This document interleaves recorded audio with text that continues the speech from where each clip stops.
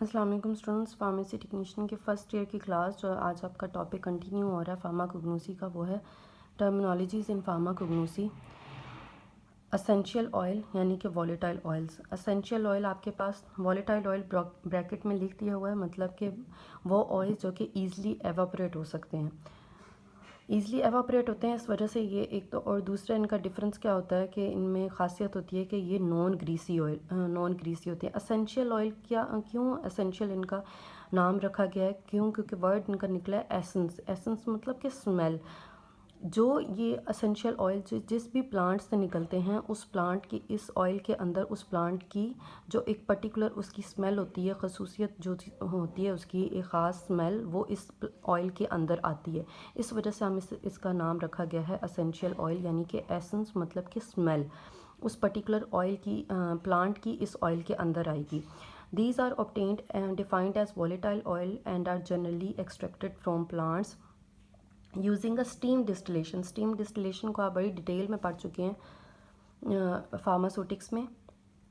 तो ये क्या है, हमारे पास वो ऑयल्स हैं जो कि हम प्लांट से निकालते हैं, स्टीम डिस्टिलेशन के ज़रिए से एक्सट्रैक्ट करते हैं।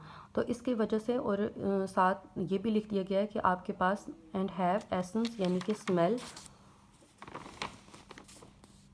Essence smell. Examples include camphor and peppermint oil. इसकी वजह से हम इसे क्या कहते हैं कि एसेंशियल ऑयल, यानी कि वो ऑयल्स जिसमें जब प्लांट में से निकलते हैं तो इसके अंदर से वो इसकी एक ख़ास खुशबू, एक ख़ास स्मेल इसके अंदर उसी प्लांट की आती है। For example camphor and peppermint oil. उसके बाद है आपके पास फैटी ऑयल्स यानी कि नॉन वॉलेटाइल वेजिटेबल ऑयल्स।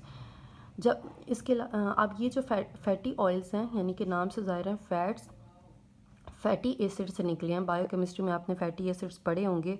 अब ये वो कंपाउंड होता है जो आपके पास कहाँ मौजूद है, फैट्स के अंदर मौजूद है, जिसकी वजह से नाम निकला है फैटी एसिड्स का। तो फैटी ऑयल्स भी उसी वर्ड से ड्राइव्ड हुआ है। तो ये आपके पास क्या होता है, इनसॉल्युबल इन वाटर है। अब अगर आपके पास डिफरेंस आ जाता है फैटी ऑयल्स का और एसेंशियल ऑयल का, तो मेन कुछ डिफरेंसेस हैं जो साथ डेफिनेशन में लिखे हुए हैं। फैटी ऑयल्स नॉन वॉलेटाइल हैं in nature, essential oil volatile हैं। असेंशियल ऑयल नॉन ग्रीसी होते हैं और ये ग्रीसी होते हैं। इसके अलावा वो सोलेबल होते हैं पानी के अंदर, और ये क्या होते हैं, इनसोलेबल होते हैं। ये चार आपके पास डिफरेंसेस हो गए। इसके अलावा वो जब हम प्लांट से निकालते हैं तो हम स्टीम डिस्टिलेशन से निकालते हैं, और जब ये हम एक्सट्रैक्ट करते हैं प्लांट से, हम क्या करते हैं, इसको प्रेस्ड करते हैं, प्रेस्ड फ्रॉम द सीड्स और the fruits of the plant. तो ये आपके पास कुछ डिफरेंसेस हैं फैटी ऑयल्स और असेंशियल ऑयल के। रिपीट करूँगी मैं, असेंशियल ऑयल आपके पास क्या होते हैं, वाटर सोलेबल हैं ये वाटर, और फैटी ऑयल्स वाटर इनसोलेबल हैं। असेंशियल ऑयल आपके पास जो हैं वो नॉन ग्रीसी होते हैं, ये ग्रीसी होते हैं। वो हम एक्सट्रैक्ट करते हैं प्लांट से थ्रू स्टीम डिस्टिलेशन, ये हम प्रेस्ड फ्रॉम द सीड्स और प्लांट से हासिल करते हैं। ये इनसोलेबल होते हैं वाटर के अंदर और वो सोलेबल होते हैं। और ये क्या करते हैं, leave a spot on paper after drawing. क्योंकि ये इनका जो टच है वो ग्रीसी है। एग्जांपल्स क्या होगी इसमें, हम जो मेडिसिन में यूज़ कर रहे हैं वो हैं castor oil, olive oil and safflower oil. उसके बाद है आपके पास गम्स। गम्स क्या होते हैं, पॉलीसेक्राइड्स आपने पढ़ा होगा। पॉलीसेक्राइड क्या है, शुगर, यानी कि एक किस्म है शुगर की। तो अब ये गम क्या है, नेचर में पॉलीसेक्राइड्स का मिक्सचर होती हैं।